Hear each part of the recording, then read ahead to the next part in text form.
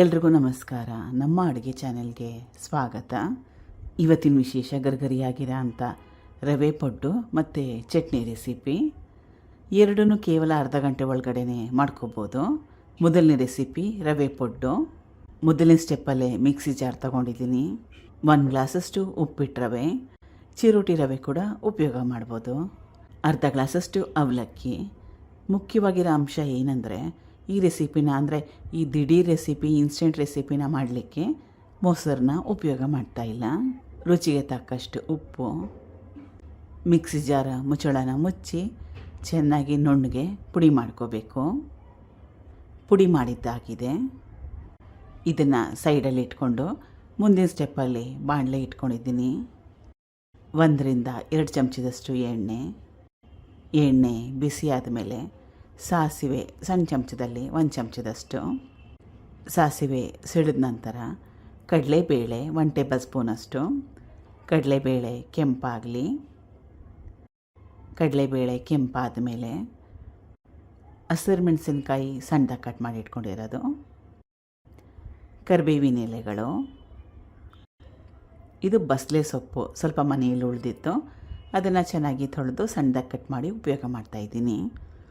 ಇದಿಲ್ಲ ಅಂದರೆ ಬಸಳೆ ಸೊಪ್ಪು ಹಾಕಬೇಕಂತೇನಿಲ್ಲ, ಮನೇಲಿತ್ತು ಅಂತ ಹಾಕ್ಕೊಳ್ತಾ ಇದ್ದೀನಿ. ಇದಿಲ್ಲ ಅಂದರೆ ಕೊತ್ತಂಬರಿ ಸೊಪ್ಪು ಅಥವಾ ಪಾಲಕ್ ಸೊಪ್ಪು, ಮೆಂತ್ಯ ಸೊಪ್ಪು ಹಾಕ್ಕೋಬೋದು, ಅಥವಾ ಹಾಕ್ಕೊಳ್ದೆ ಕೂಡ ಮಾಡ್ಕೋಬೋದು. ಸೊಪ್ಪನ್ನ ಹಾಕ್ಕೊಂಡ್ಮೇಲೆ 5 ನಿಮಿಷ ಗ್ಯಾಸ್ ಸ್ಟವ್ನ ಲೋ ಫ್ಲೇಮ್ನಲ್ಲಿ ಇಟ್ಕೊಂಡು ಬೇಯಿಸ್ಕೋಬೇಕು. ಈಗಿದಾಗಿದೆ. ಇದಕ್ಕೆ ಪುಡಿ ಮಾಡಿ ಇಟ್ಕೊಂಡಿರೋ ಅಂಥ ರವೆ ಮತ್ತು ಅವಲಕ್ಕಿನ ಸೇರಿಸ್ಕೊಳ್ತಾ ಇದ್ದೀನಿ. ಸಣ್ಣ ಕಟ್ ಮಾಡಿ ಇಟ್ಕೊಂಡಿರೋ ಈರುಳ್ಳಿ, 1 ದೊಡ್ಡ ಈರುಳ್ಳಿನ ಉಪಯೋಗ ಮಾಡಿದ್ದೆ.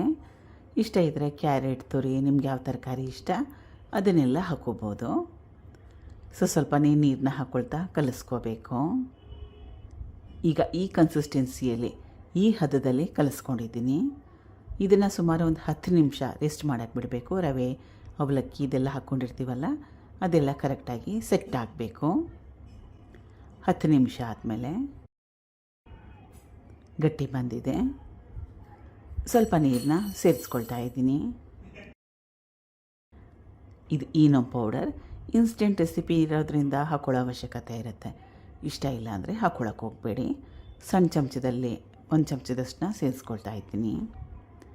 ಕಲಿಸ್ಕೋಬೇಕು. ಈನೋ ಪೌಡರ್ನ ಹಾಕ್ಕೊಂಡ್ಮೇಲೆ ಹಿಟ್ಟು ರೆಡಿಯಾಗಿದೆ. ಪುಡ್ಡು ಹೆಂಚನ್ನ ಮೊದಲೇ ಕಾಯಿಗೆ ಇಟ್ಕೊಂಡಿದ್ದೀನಿ. ಎಲ್ಲದರಲ್ಲ ಸ್ವಲ್ಪ ಎಣ್ಣೆ ಕೂಡ ಹಾಕಿಟ್ಟಿದ್ದೀನಿ.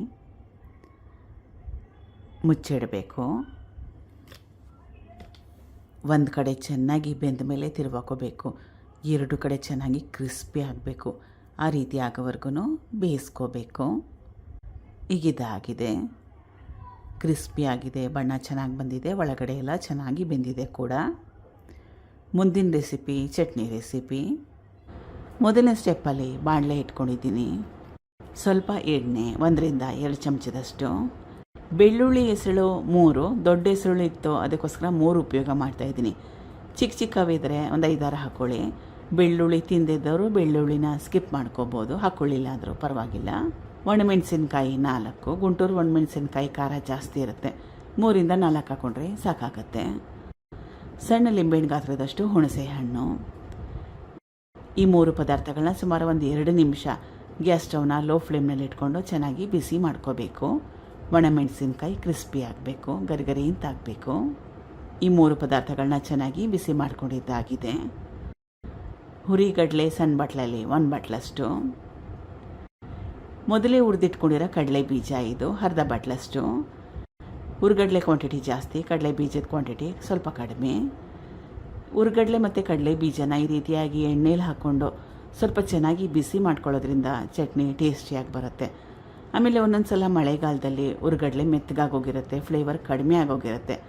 ಆ ಸಮಯದಲ್ಲಿ ಕೂಡ ಈ ರೀತಿಯಾಗಿ ಎಣ್ಣೆಯಲ್ಲಿ ಬಿಸಿ ಮಾಡಿ ಉಪಯೋಗ ಮಾಡಿದ್ರೆ ಚೆನ್ನಾಗಿರುತ್ತೆ. ಹುರಿಗಡಲೆ ಕಡಲೆ ಬೀಜ ಹಾಕ್ಕೊಂಡ್ಮೇಲೆ ಮತ್ತೊಮ್ಮೆ ಸುಮಾರು 1-2 ನಿಮಿಷ ಬಿಸಿ ಮಾಡ್ಕೋಬೇಕು. ಗ್ಯಾಸ್ ಸ್ಟವ್ನ ಲೋ ಫ್ಲೇಮ್ನಲ್ಲಿ ಇಟ್ಕೊಂಡು ಎಲ್ಲ ಪದಾರ್ಥಗಳನ್ನ ಚೆನ್ನಾಗಿ ಬಿಸಿ ಮಾಡ್ಕೊಂಡಿದ್ದಾಗಿದೆ.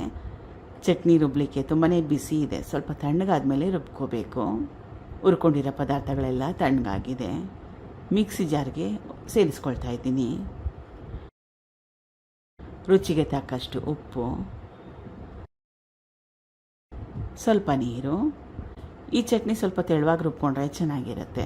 ಬಿಸಿ ಇಡ್ಲಿ ಜೊತೆಗಾಗಲಿ ದೋಸೆ ಜೊತೆಗಾಗಲಿ ಚಟ್ನಿ ತೆಳುವಾಗಿರೋ ಚಟ್ನಿ ಇದ್ದರೆ ಚೆನ್ನಾಗಿರುತ್ತೆ. ಆದರೆ ನಿಮಗೆ ಗಟ್ಟಿ ಚಟ್ನಿ ಬೇಕನ್ನಂಗಿದ್ರೆ ನೀರಿನ ಕ್ವಾಂಟಿಟಿ ಕಡಿಮೆ ಹಾಕ್ಕೊಳ್ಳಿ.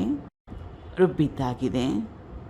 ಒಗ್ಗರಣೆ ಸೇರಿಸ್ಕೊಳ್ತಾ ಇದ್ದೀನಿ. ಒಗ್ಗರಣೆಗೆ ಎಣ್ಣೆ, ಸಾಸಿವೆ, ಹಿಂಗು, ಕರಿಬೇವಿನ ಸೊಪ್ಪನ್ನ, ಉದ್ದಿನಬೇಳೆನ ಉಪಯೋಗ ಮಾಡಿದ್ದೆ. 2 ರೆಸಿಪಿಗಳನ್ನ ಟ್ರೈ ಮಾಡಿ ನೋಡಿ. Thank you for watching. ಧನ್ಯವಾದಗಳು.